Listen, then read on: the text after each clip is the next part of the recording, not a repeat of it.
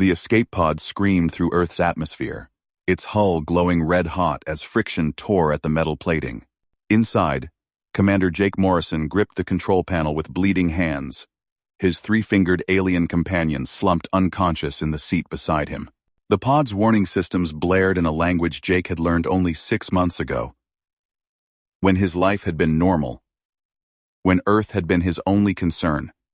Now Earth was his only hope. The Galactic Council had sentenced them both to death. Not for crimes they committed, but for what they knew, for what they had seen in the forgotten sectors of space, where the Council's ships never ventured. The truth about humanity's place in the galaxy, hidden for 10,000 years. Jake's alien friend, Vex, stirred weakly as the pod shuddered. His silver skin had turned pale, almost gray. The torture sessions on the Council's prison station had nearly killed him. They had wanted names, locations, evidence. Vex had given them nothing but silence and defiance. The pod's computer announced impact in 30 seconds. Jake pulled the emergency lever, deploying heat shields that should have been replaced years ago. This escape pod was older than most human civilizations, stolen from a decommissioned transport ship orbiting the prison. It was a miracle they had made it this far. 20 seconds. Through the viewport, Jake saw the blue curve of Earth growing larger. Home. He had been gone for 2 years, recruited by a deep space exploration company that turned out to be a front for something much bigger. Something the Council feared. 10 seconds. Vex's eyes opened. 3 black pupils contracted in the bright light of atmospheric entry. Did we make it? His voice came out as a rasp, his translator implant damaged. Almost, Jake said. Brace yourself. The pod hit water with the force of a meteor strike. Jake's vision went white, then black, then white again. Alarms died as systems failed one by one. Water began seeping through cracks in the hull. Cold ocean water, salty and unmistakable. They were home. Jake kicked open the emergency hatch, dragging Vex out into the churning sea. The pod sank quickly, disappearing into the dark depths. Jake kept Vex's head above water, swimming toward distant lights on the horizon. His muscles screamed in protest, weakened from months of captivity and torture. The lights grew brighter. A fishing boat. Its engine rumbled as it changed course, heading straight for them. "Hey! Someone's in the water!" A voice shouted across the waves. Strong hands pulled Jake aboard first, then Vex. The fisherman stared at Vex's silver skin, his 3-fingered hands, his face that was almost human but not quite. One man reached for a radio. "Don't," Jake gasped. "Please. The government can't know." "Not yet." The boat's captain, an older man with weathered skin and sharp eyes, studied them both. "You're that astronaut, Morrison. They said you died in a training accident 2 years ago." "I know what they said." Jake coughed up seawater. "They lied. About everything." The captain looked at Vex, then back at Jake. "And your friend? He's a refugee.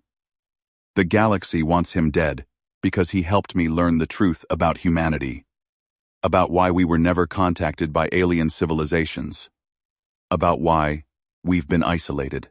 "What truth?" Jake met the captain's eyes.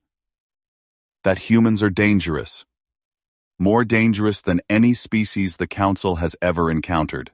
They quarantined Earth 10,000 years ago, erased us from all galactic records, made sure we'd never develop faster than light travel.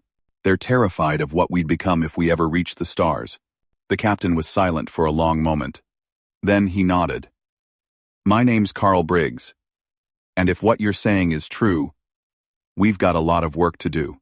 Jake looked at the coastline in the distance, at the lights of civilization. Somewhere up there, beyond the atmosphere, Council ships were searching for them. They would come eventually. But for now, they had time. Time to prepare. Time to warn humanity. Time to show the galaxy exactly why they should have been afraid. The boat turned toward shore, carrying 2 fugitives who held the fate of Earth in their battered hands. Carl Briggs took them to a small coastal town called Redwood Bay. The kind of place where everyone knew everyone, where strangers were noticed immediately. Carl's house sat on a cliff overlooking the ocean, isolated from the main settlement. Perfect for hiding. Inside, Carl's daughter Lisa helped them settle in. She was a nurse at the local clinic, calm and efficient as she examined Vex's injuries. The alien had 3 broken ribs, severe burns across his back, and internal bleeding that Lisa couldn't fully treat without proper equipment. "He needs a hospital," Lisa said, cleaning a wound on Vex's shoulder. "These injuries are severe. Hospitals ask questions," Jake replied. "They file reports. We can't risk it." Lisa frowned but nodded. She'd seen enough in her father's eyes to know this was serious. "I'll do what I can, with what we have. But if his condition worsens, we won't have a choice." While Lisa worked on Vex, Jake sat with Carl in the kitchen. The old fisherman poured coffee, strong and black. The first Earth coffee Jake had tasted in 2 years. It was heaven. "Start from the beginning," Carl said. "Everything." Jake told him about the recruitment. A company called Stellar Dynamics had approached him after his 3rd year with NASA. They offered triple his salary to join a deep space exploration mission. Top secret. Government-backed. A chance to be humanity's first true deep space explorers. The truth had been different. Stellar Dynamics was a shell company created by a faction within the Galactic Council. Aliens who believed humanity deserved to know their true history. They had secretly given humans the technology for faster-than-light travel, hidden it inside what looked like human innovation. The ship Jake boarded, the Frontier Dawn, had been designed by Council defectors. "We reached the first way station 3 months into the journey," Jake continued. "That's where I met Vex. He was a data analyst for the Council's Historical Archive Division. He'd discovered something in the old records. Something that could change everything." "What did he find?" "Evidence that humans didn't evolve naturally on Earth. We were seeded here, 10,000 years ago, by an ancient race that predates the Council. They put us here, as an experiment, to see what would happen if they combined genetic material from the galaxy's most aggressive species with the most intelligent ones." Carl's coffee cup stopped halfway to his lips. "We're hybrids? More than that. We're weapons. The ancient race wanted to create the perfect survivors, perfect adapters. They succeeded beyond their wildest expectations, then got scared of what they made. So they hid us, quarantined Earth, made sure we'd never leave our solar system. But the Council found out, eventually. About 8,000 years ago, they discovered Earth while exploring that sector. They studied us, watched us develop, and they made a decision. They would maintain the quarantine. Humans were too dangerous to be allowed into galactic civilization." Carl leaned back in his chair. "So what changed? Why help us now?" "Because some council members believe the quarantine is wrong, that humanity has a right to know the truth. Vex is one of them. When he discovered the historical records, he tried to bring them to the council's attention through proper channels. They arrested him instead, charged him with sedition. And you? I was in the wrong place at the wrong time. I saw them take Vex. I helped him escape. We've been running ever since." Lisa emerged from the bedroom where Vex rested. "He's stable for now, but I need to know more about his biology. Does he have any allergies? Any medications that could help?" Jake pulled a data chip from his pocket, one of the few things he'd managed to grab during their escape. "This has medical information on 17 alien species, including Vex's people. Can you access it?" "I have a computer. Government grade. My ex-husband worked in IT security before he passed." Lisa took the chip. "Give me a few hours. AT." As Lisa disappeared into her office, Carl stood and walked to the window. The sun was rising over the ocean, painting the sky in shades of orange and pink. Beautiful. Peaceful. For now. "How long do we have?" Carl asked. "Days, maybe weeks, if we're lucky. The Council knows we came to Earth. They'll send ships. Officially, They can't interfere with protected planets. But Vex and I broke their laws. They'll claim they have the right to retrieve us. And if Earth refuses to hand you over, then they'll take us by force.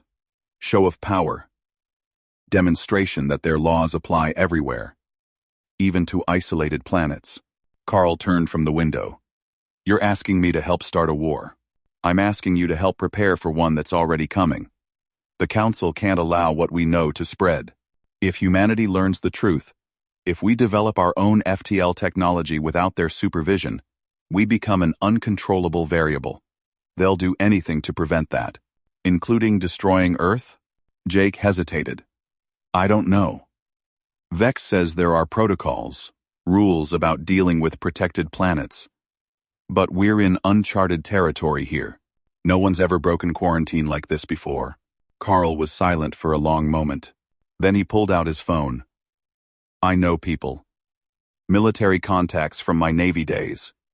Scientists, engineers, people who might listen if I tell them something big is coming.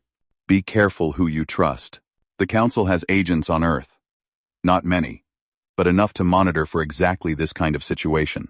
How will we know who's compromised? You won't. That's the problem. Some humans work for the Council willingly, believe they're helping maintain peace. Others are manipulated, don't even know they're being used. Trust only people you've known for years. People whose loyalty is beyond question. Carl nodded slowly. I'll make some calls, quietly. But Jake, you need to understand something. If what you're saying is true, if the Council really is coming for you, then we're not just protecting two fugitives. We're potentially starting humanity's first interstellar conflict. I know. But consider the alternative. We stay hidden, keep living in ignorance, while the Council decides our fate from across the galaxy. At least this way, we have a chance to fight for our own future. The sound of tires on gravel interrupted them. Carl tensed, moving to the window. A truck pulled up outside, beaten and old. A woman climbed out. Early 40s, with strong shoulders and suspicious eyes. That's my neighbor, Kate Palmer, Carl said. Former Marine. She saw my boat come in this morning, probably wondering why we're back so early. Kate knocked on the door. Carl opened it. Morning, Carl. Saw you dock hours ahead of schedule. Everything okay? Her eyes flicked past him, landing on Jake. Recognition flashed across her face. You're Jake Morrison, the dead astronaut. Not as dead as reported, Jake said carefully. Kate's hand moved to her hip, where Jake could see the outline of a concealed weapon. I'm going to need more explanation than that. Carl stepped aside. Come in, Kate. You're going to want to sit down for this. Come in, Cap it is. Carl stepped aside. Carl stepped aside for this. Come in, Kate. As Kate entered, Jake felt the weight of decisions being made. Each person they told was another risk, another potential leak. But they also needed allies, needed people who could fight, who could think, who could help prepare Earth for what was coming. Kate listened to the story with a soldier's focus, asking sharp questions, poking holes in anything that didn't make sense. When Jake finished, she sat back and crossed her arms. Prove it, she said. Prove any of this is real. Jake looked at Carl. The data chip. Can we show her something from it? Lisa emerged from her office, laptop in hand. I've been going through this. The medical files alone would revolutionize Earth medicine. But there's more. Schematics for technology we've never seen. Records of Council operations. And this. She turned the laptop screen toward them. It showed a star map. But unlike any human star map, thousands of inhabited systems, color-coded by species, with trade routes and political boundaries clearly marked. And in one corner, isolated and marked with red warning symbols, was Earth's solar system. Under the designation, translated text read, Species 447 Omega. Quarantine Level 10. Extreme threat potential. No contact protocol in effect. Kate stared at the screen. Son of a gun. It's real. All of it, Jake confirmed. And if we don't act fast, the Council will make sure this information never reaches the rest of humanity. Kate stood abruptly. I need to make some calls. People I trust. We're going to need weapons, supplies. A place to hide that's more secure than this house. If what you're saying is true, they'll track you here eventually. How long to organize? Carl asked. Give me 12 hours. I know an old Cold War bunker about 50 miles inland, decommissioned, but still functional. We can set up there. Start coordinating a response.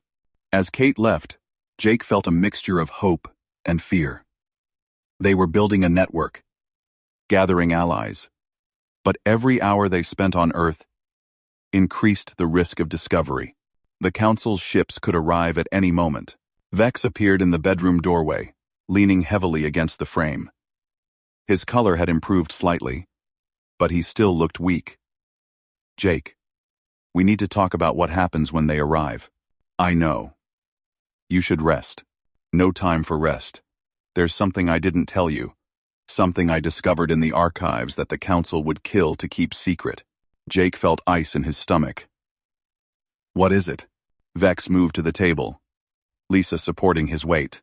He tapped the laptop screen, pulling up a different file. The ancient race that seeded Earth. They left something behind. Not just humans. They left a weapon. What kind of weapon? One designed to destroy the Council if humanity ever needed it. They buried it somewhere on Earth, hidden in plain sight, protected by layers of codes and genetic locks that only humans can open. Carl leaned forward. Where? I don't know exactly. The records were fragmented, deliberately obscured. But there are clues, references to ancient human civilizations, to monuments and structures that shouldn't exist based on the technology available at the time. You're talking about ancient mysteries, the pyramids, Stonehenge, things like that? Possibly. The ancient race worked through humanity's own development, guided certain civilizations toward creating markers, keys that would lead to the weapon when humanity was ready. Jake felt the pieces clicking together. That's why the Council is so desperate to keep us isolated. They're not just afraid of what humans might become. They're afraid of what we might find.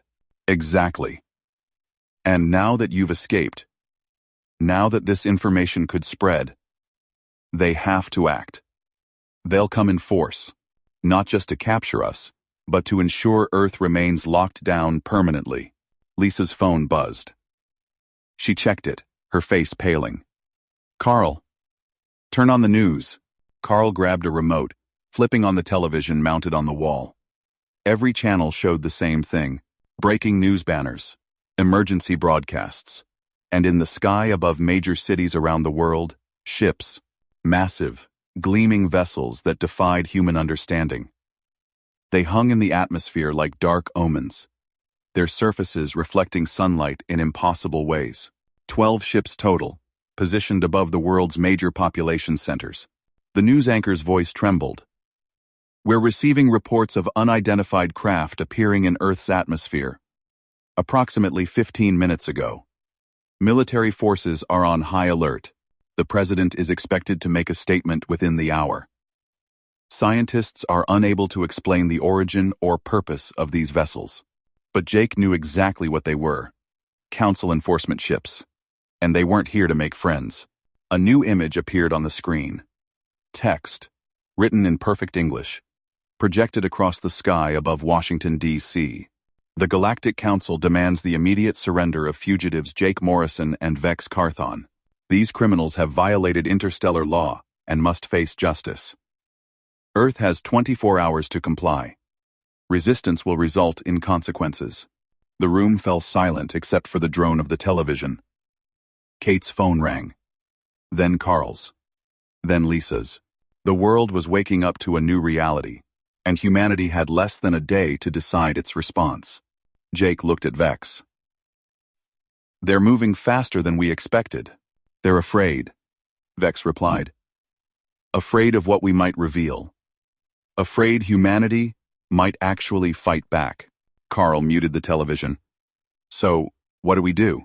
Jake stood, feeling the weight of responsibility settle on his shoulders. We give them their fight. But first, we need to find that weapon. If the ancient race really did leave something behind, something that could level the playing field, then that's our only chance. In 24 hours? Lisa said. How are we supposed to find something that's been hidden for thousands of years? We start with what we know. Vex, pull up those references to ancient civilizations. Every clue. We need to know what Earth's defenses look like, what we're working with. Kate should already be organizing safe houses and supply lines. Lisa, keep monitoring Vex's condition and see if there's anything else useful in those medical files. And what will you do? Carl asked. Jake looked at the ships on the television screen. I'm going to record everything we know. Every detail about the council, the quarantine, the ancient weapon. If we fail, if they capture us, or worse, then someone needs to carry on. Someone needs to make sure humanity knows the truth. The next hours passed in a blur of activity. Jake recorded his testimony, speaking directly to camera about everything he'd learned. The history of human isolation, the Council's fear, the possibility of an ancient weapon hidden on Earth. Vex worked with Lisa, translating fragments of the archive records. References to the 7 keys kept appearing. 7 locations, 7 monuments, 7 ancient sites that together would reveal the weapon's location. Carl's military contacts confirmed what they suspected. Earth's defenses were laughable compared to Council technology. Nuclear weapons wouldn't penetrate their shields. Conventional forces would be massacred. If it came to open warfare, humanity would lose in hours. But there was hope. The Council had rules, protocols. They couldn't simply destroy Earth without justification. They needed to follow procedure, make formal demands, allow time for response. It was a bureaucracy, for all its power. Kate returned after 8 hours with news. The bunker was ready.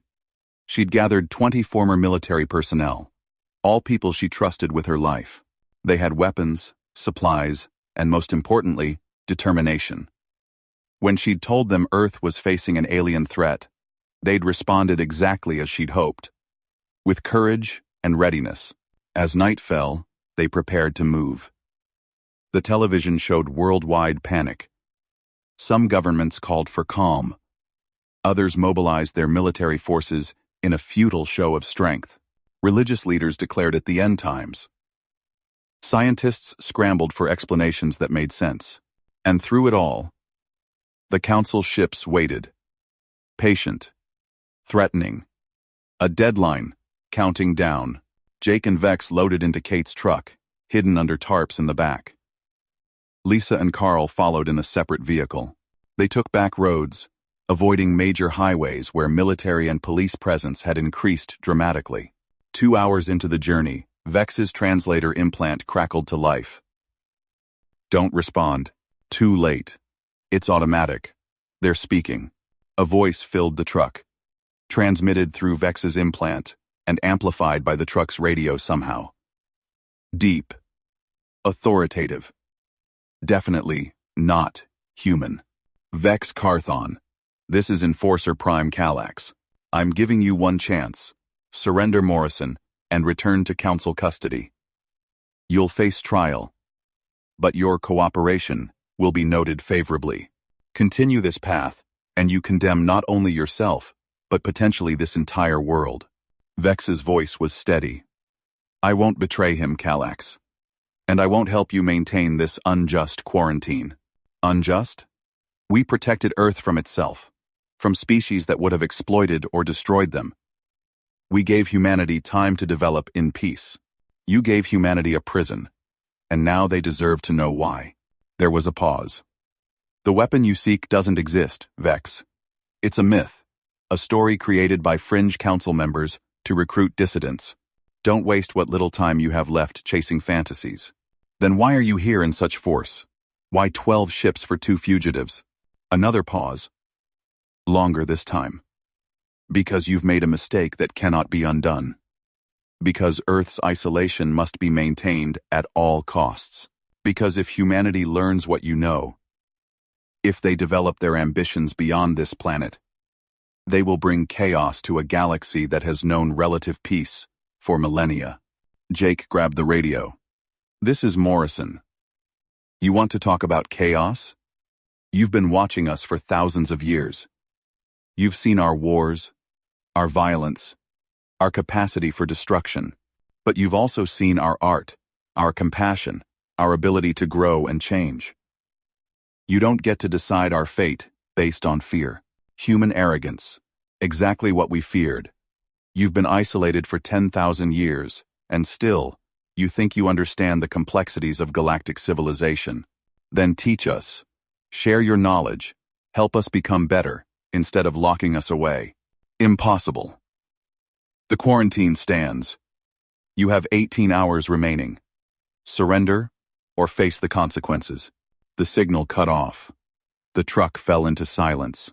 Kate spoke from the driver's seat. Well, that was terrifying.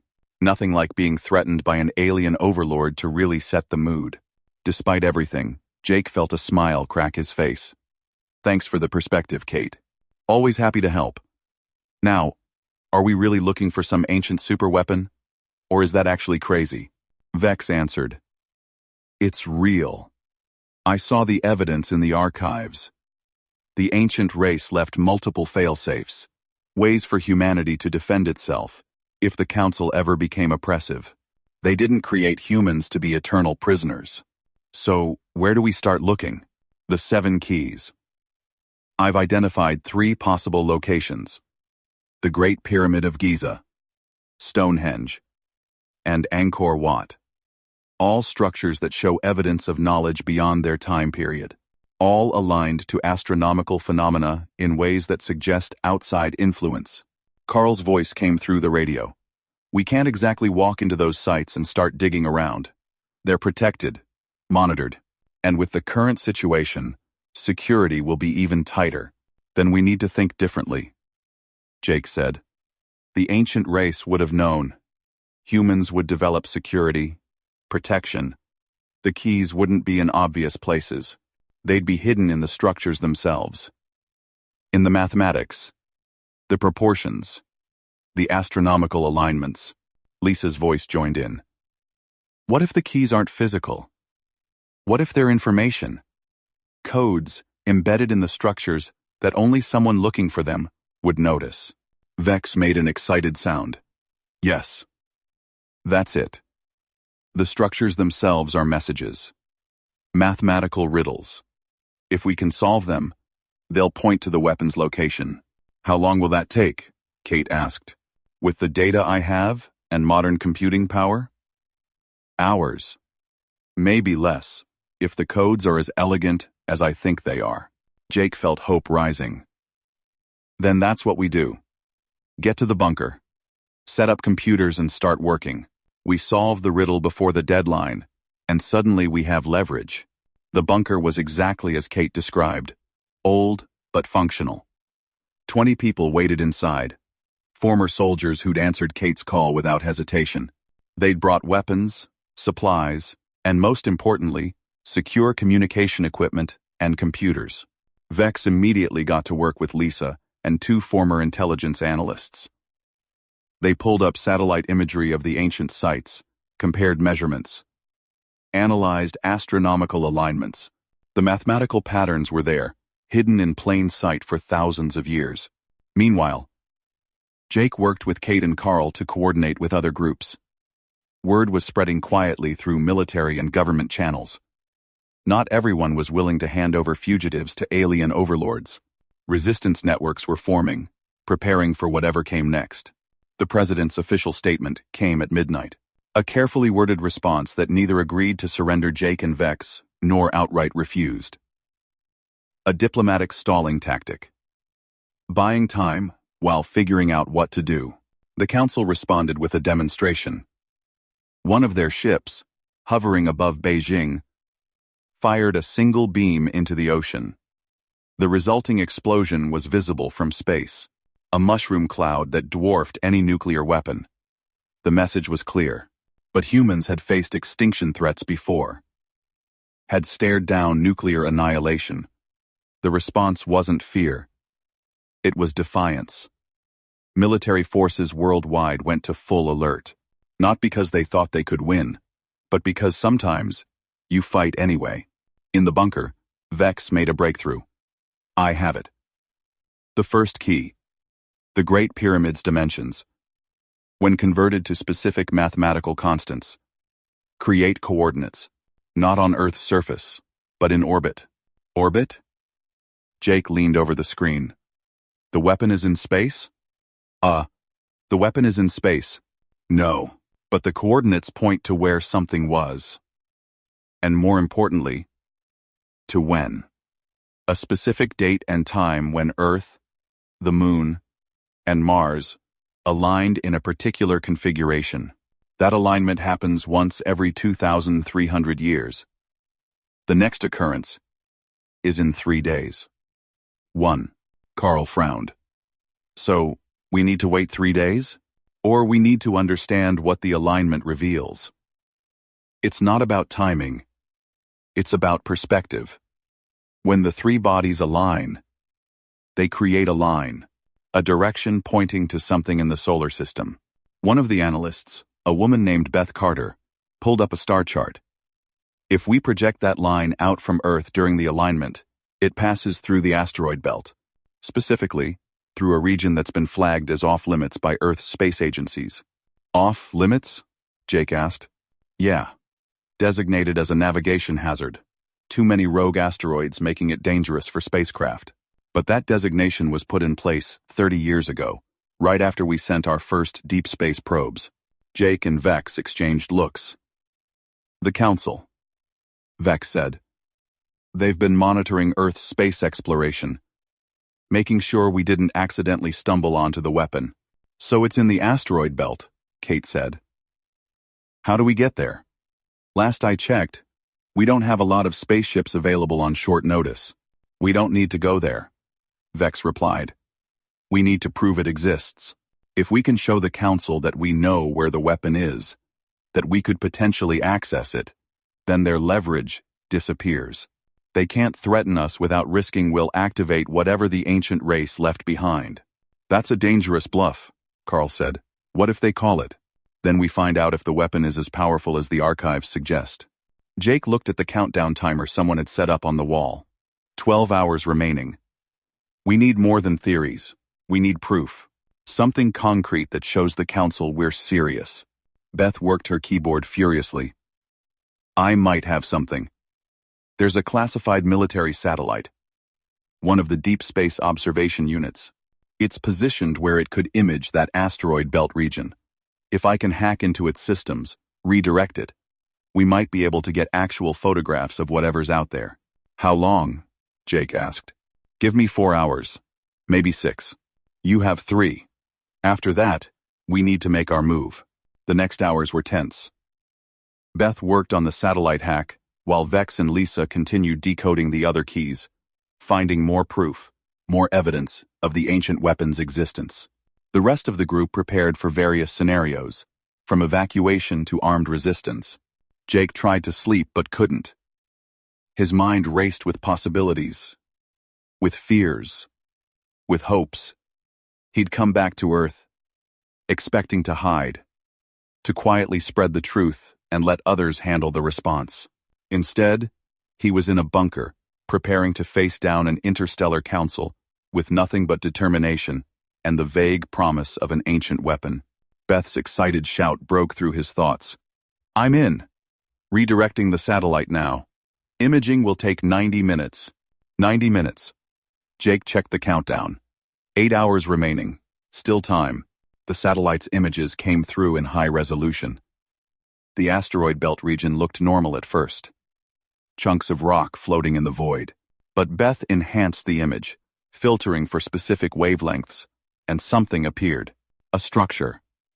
Massive. Hidden among the asteroids, camouflaged to look like natural debris. But the geometry was too perfect. The surfaces too smooth. It was artificial.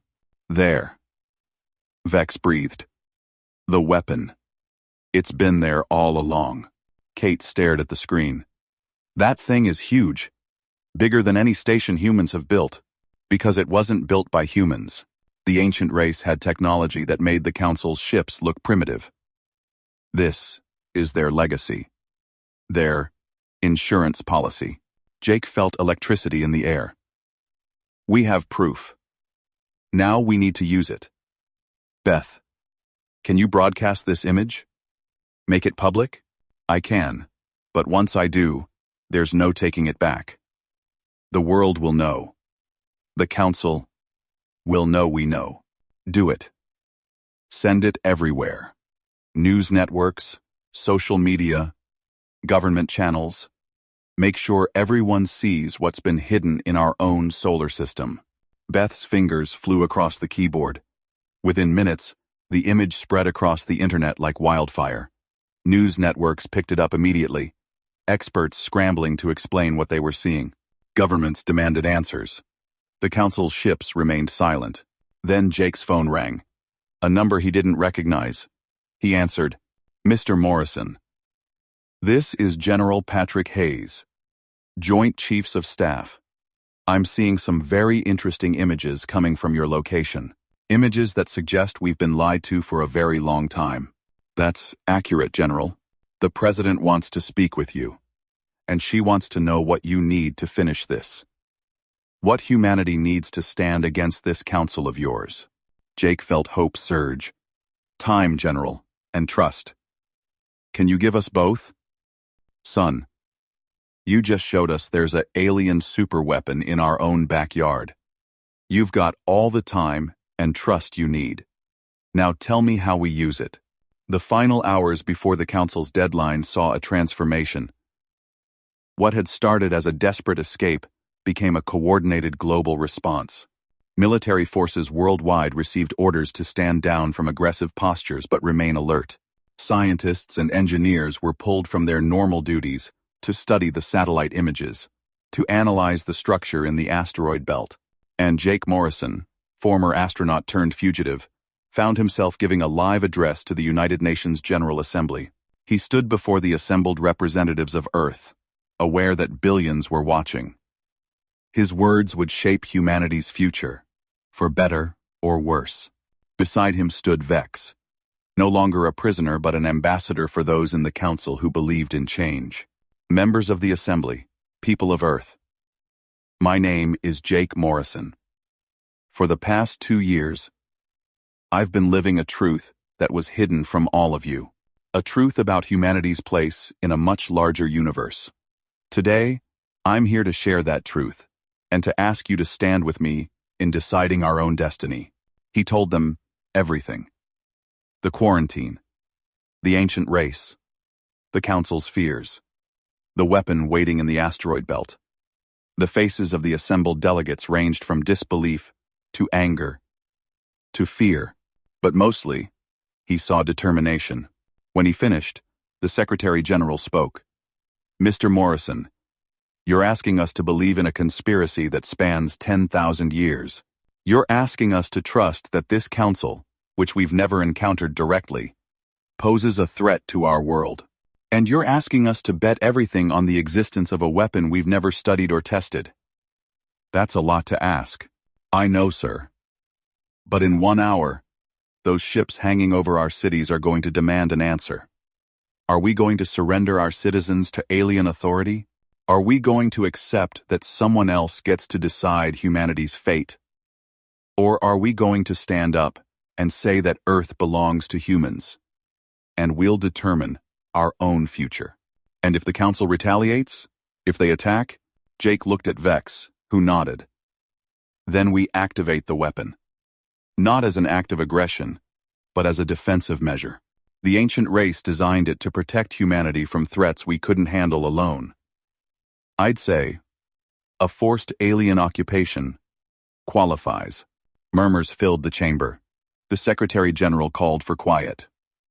This assembly needs to vote, but understand, whatever we decide will change humanity forever. There's no going back from this moment. The vote was swift. Not unanimous, but clear. Earth would not surrender its citizens, would not bow to the Council's demands, would stand united in facing whatever came next. As the deadline approached, Jake stood with his allies on the bunker's surface, watching the sky. The 12 Council ships began to move, descending lower, their weapon systems clearly visible even from the ground. Then every communication system on Earth received the same message simultaneously. Kallax's voice, broadcast worldwide. Your defiance has been noted. The Galactic Council finds Earth in violation of interstellar law. You harbor fugitives who have stolen classified information and committed crimes against galactic order. Your discovery of the ancient weapon changes nothing. That weapon is untested, unstudied. You have no idea how to activate it, much less control it. We, however, have weapons that are very real and very functional. Jake grabbed a radio connected to the same broadcast network. Enforcer Kallax. You're right that we haven't tested the weapon. But we don't need to, because we understand something you don't. Something about human nature that scares you enough to quarantine an entire planet. And what would that be? That humans don't need to know everything about a weapon to use it. We just need to be desperate enough, push us far enough, threaten our home, and we'll press that button without hesitation. Maybe the weapon works. Maybe it doesn't. But are you willing to bet 12 ships and countless council lives on the possibility that it might? Silence stretched across the airwaves. The council ships held position, neither advancing nor retreating. Then a new voice entered the broadcast. Older, carrying more authority. Morrison. This is Counselor Thane. I'm overriding Enforcer Kallax's authority in this matter. What you've done is reckless, dangerous, and has destabilized a peace that has lasted millennia. With respect, Counselor, a peace built on imprisoning an entire species isn't really peace. It's oppression, perhaps. But it was necessary oppression. Do you have any idea what humans would do with access to the galaxy? Your species has spent its entire history at war with itself, nation against nation, ideology against ideology. You've barely achieved planetary unity, and already you're threatening interstellar conflict, because you're forcing our hand. You show up with warships, make demands, threaten consequences. What did you expect? That we'd just roll over? I expected rationality. I expected you to understand that the Council represents thousands of species, millions of worlds. Your single planet cannot stand against that. Maybe not. But we can make it costly. We can make you regret trying. And more than that, we can show the rest of your Council that maybe, just maybe, the old rules don't apply anymore. How many other species have you quarantined? How many other worlds are watching right now, seeing Earth stand up to you? Another pause. Longer. Jake could almost hear the calculations happening aboard the Council ships. Political considerations. Military assessments. Risk versus reward. You're offering a choice, Thane finally said. Either we retreat and admit Earth has the strength to defy us, or we attack and risk activating a weapon we don't understand. A weapon that could potentially threaten Council space. That's right. But I'm also offering a third option, which is negotiation. Real negotiation. Not demands and ultimatums. Sit down with Earth's leaders. Share knowledge. Help us understand galactic civilization properly instead of keeping us in the dark. Let us prove we can be partners instead of threats. And if humanity proves us right, if you take our knowledge and use it for conquest, then you'll have been right all along, and you can quarantine us again. But give us the chance.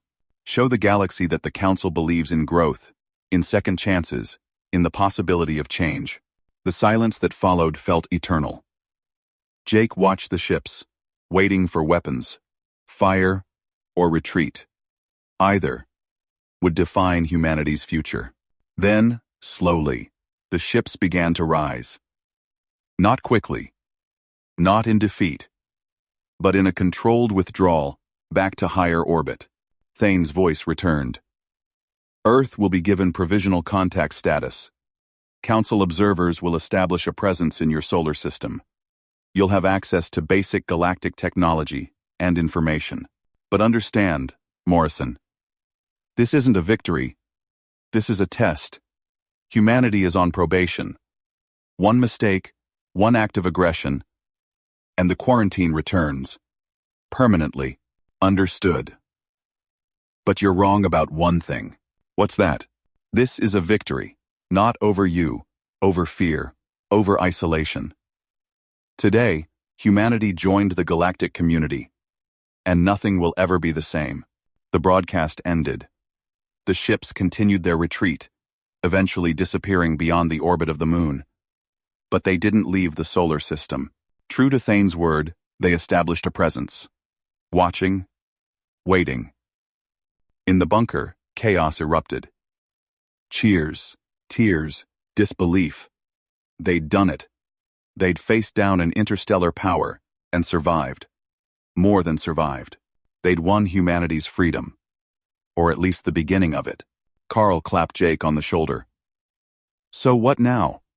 We're provisional members of a galactic civilization we didn't know existed yesterday. How do we even begin to process that? Since... Jake looked at Vex, who was smiling despite his injuries. We learn. We grow.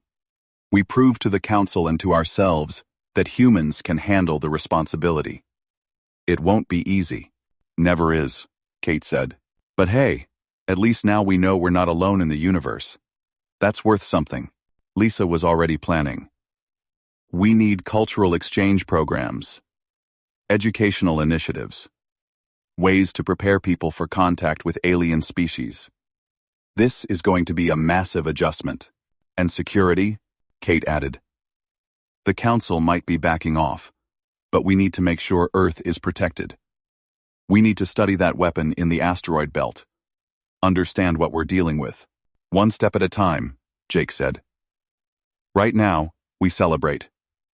Tomorrow, we start building the future.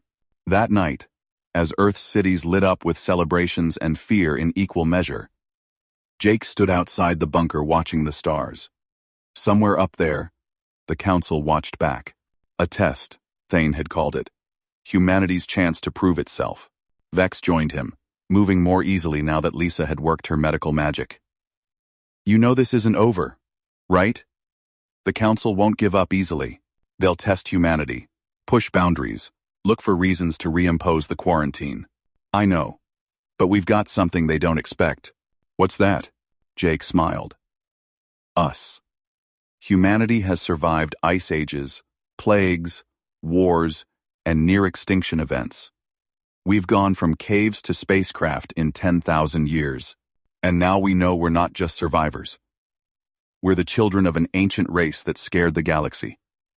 That's one hell of a legacy to live up to. Very four. Also said. Also said. Also said.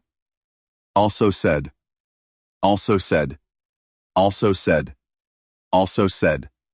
Also said. Also said. So you think humanity can pass the Council's test? I think we'll surprise them. We surprise ourselves all the time. Why should aliens be any different? In the weeks that followed, Earth transformed. First, contact protocols were established. Diplomatic channels opened with the Council. Scientists worked around the clock to understand the technology being shared, carefully monitored by Council observers to ensure humans didn't advance too quickly.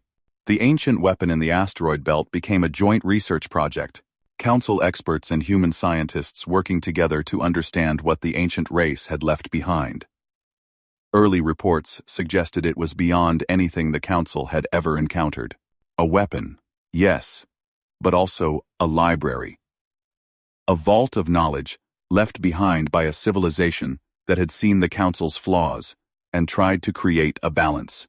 Jake became Earth's primary liaison to the Council observers. It was strange, working with the same people who'd hunted him weeks before, but Kallax proved to be professional, even respectful once the political tensions eased. They'd been following orders, doing their duty.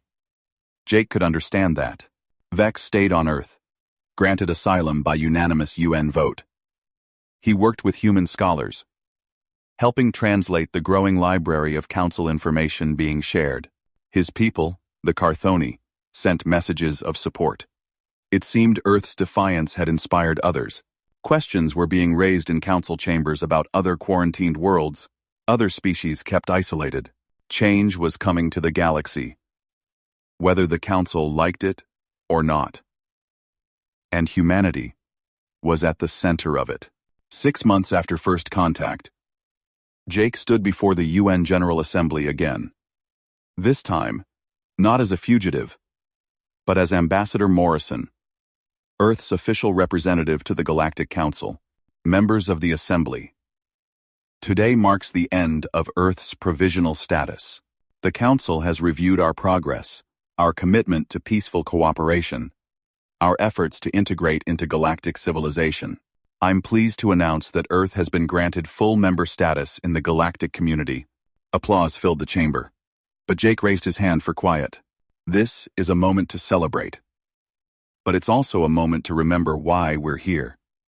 We stood up for ourselves when we had every reason to surrender.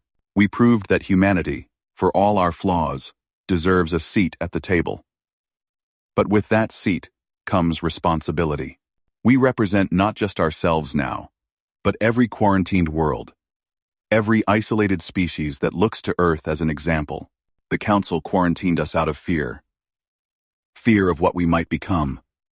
Let's prove their fear was wrong. Let's show the galaxy that humanity can be a force for good, for cooperation, for progress.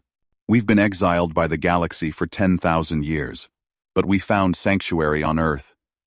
We grew, we learned. We became something worth fighting for. Now it's time to share that with the stars. As Jake finished his speech, as the assembly rose in standing ovation, he thought about the journey that had brought them here. From desperate escape pod to diplomatic triumph. From fugitive to ambassador. From isolated planet to galactic member. Carl's words from that first night echoed in his mind. They had started a war, but not the kind anyone expected.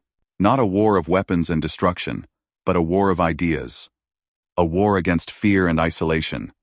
A war for the right to determine one's own destiny. And humanity had won. Outside the UN building, tourists and citizens gathered, many wearing shirts with Earth's new symbol, a blue planet surrounded by stars, with the words, "No longer alone," printed beneath. It was cheesy, commercialized, very human. Jake loved it. Vex found him on the steps, looking out at the crowd. Thinking about what comes next? Always. The Council wants us to help with first contact protocols for other quarantined worlds. Apparently, our approach was unconventional, but effective. You mean threatening to blow everything up was effective? Jake laughed. Hey, it worked, didn't it? Only because you understood something crucial. That the Council, for all their power, are bureaucrats at heart.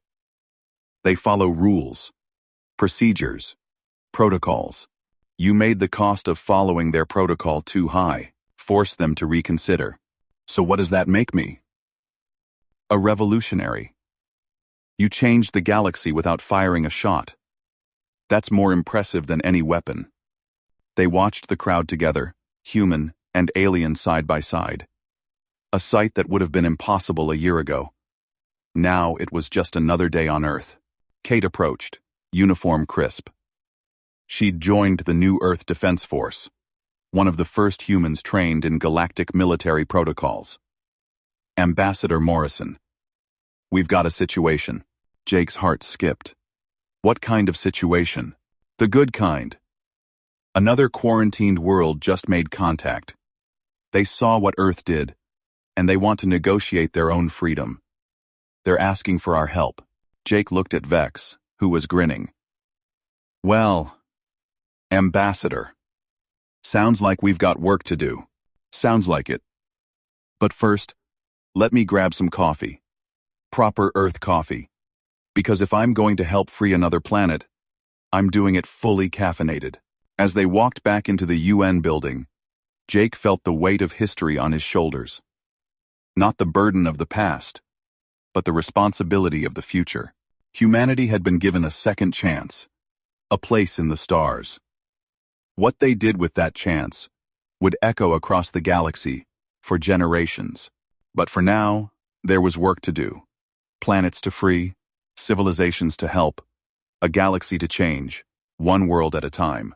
Earth had been exiled by the galaxy and found sanctuary in isolation. But that isolation was over. The sanctuary was opening its doors, and humanity was ready to show the stars what they'd been missing for 10,000 years. The age of human isolation was over. The age of human contribution was just beginning, and Jake Morrison, former fugitive, current ambassador, and eternal troublemaker, was ready for whatever came next. Because if humanity had learned anything from 10,000 years of isolation, it was this. When you give humans a challenge, when you tell them something is impossible, when you try to keep them locked away, they'll find a way to break free. They always do.